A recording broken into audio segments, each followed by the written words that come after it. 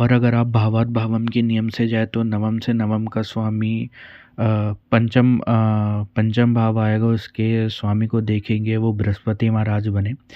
बृहस्पति स्वयं ही कुंडली के 12वें भाव में विराजमान है। 12वां भाव ना तो केंद्र है ना त्रिकोण है, तो उसका वहाँ जाना शुभ तो नहीं माना जाएगा। अगर आप देखेंगे कि पंचम भाव में भी क्रूर ग्रह है, क्योंकि हम नवम से नवम गिन रहे हैं तो पंचम भाव भी देखेंगे, वहाँ भी एक क्रूर ग्रह बैठा हुआ है जो कि केतु है। और अगर नवम राशि पे अगर हम दृष्टि डालें तो नवम राशि में भी शनि महाराज विराजमान है जो कि स्वयं ही क्रूर ग्रह हैं। शनि महाराज अपनी तीसरी दृष्टि से चौथे भाव को देख रहे हैं। चौथा भाव हम जानते हैं मन से देखा जाता है, मन के लिए देखा जाता है, तो वहाँ भी एक बुरा प्रभाव पड़ रहा है। एज अ रिज़ल्ट हम कह सकते हैं कि नवम से रिलेटेड कारकत्वों के कारण नेटिव को थोड़ा दुख भोगना पड़ सकता है या थोड़ा कष्ट सहना पड़ सकता है। और दूसरी बात कि पिता के हेल्थ के लिए भी यह अच्छा नहीं है। पिता के हेल्थ को नुकसान हो सकता है, उनकी इमेज को थोड़ा टार्निश कर सकता है, तो ये हम कह सकते हैं। नवम का स्वामी लग्न को देख रहा है तो भाग्य का साथ तो मिलेगा, पर प्रॉब्लम्स भी बहुत आएंगी।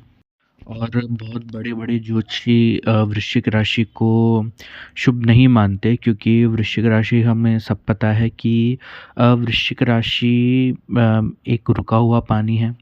बिच्छू से इसको सिंबलाइज़ किया जाता है। बिच्छू के आखिरी भाग में जो उसकी पूँछ होती है, जो कहते हैं, उसमें डंक होता है।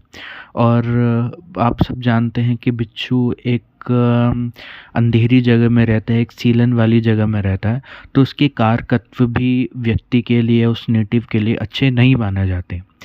तो ऐसे, और आप देखेंगे कि इसमें लास्ट का जो नक्षत्र है स्कॉर्पियो का, वो आपका आएगा ज्येष्ठा। तो ज्येष्ठा नक्षत्र व्यसन के लिए या बुरी आदत के लिए या बुरी लत के लिए या बुरे फ्रेंड सर्कल के लिए माना जाता है। पर अगर वृश्चिक राशि को अगर बृहस्पति देख ले या सूर्य का उस पे प्रभाव आ जाए तो उतना नेगेटिव इम्पैक्ट नहीं आता। पर इस कुंडली में देखेंगे कि ना तो लग्नेश पर जुपिटर या सूर्य का कोई प्रभाव है, ना लगन पर सूर्य या जुपिटर को कोई प्रभाव है। तो ऐसा नेटिव देखा गया है कि किसी बुरी लत में या किसी बुरी आदत में आराम से पड़ सकता है। और अब आते हैं बृहस्पति पर। हम बृहस्पति का रोल 12वें भाव में क्या होगा ये सब जानना चाहते हैं। तो मेरे हिसाब से बृहस्पति 12वें भाव में उसके कारकत्व के हिसाब से रिज़ल्ट देता है। जैसे 12वां भाव आपको हॉस्पिटल दिखाता है या खर्चे दिखाता है, अमूमन खर्चे दिखाता है।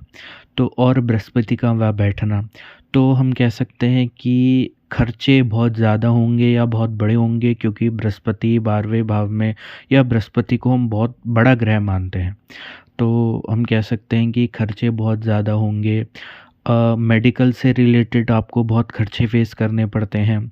लोन से रिलेटेड या फाइनेंस से रिलेटेड आपको बहुत खर्चा करना पड़ता है। और हाँ, सबसे बड़ी बात, एजुकेशन से रिलेटेड आपको या तो लोन लेने पड़ते हैं या बहुत ज़्यादा खर्चा आपको फेस करना पड़ता है।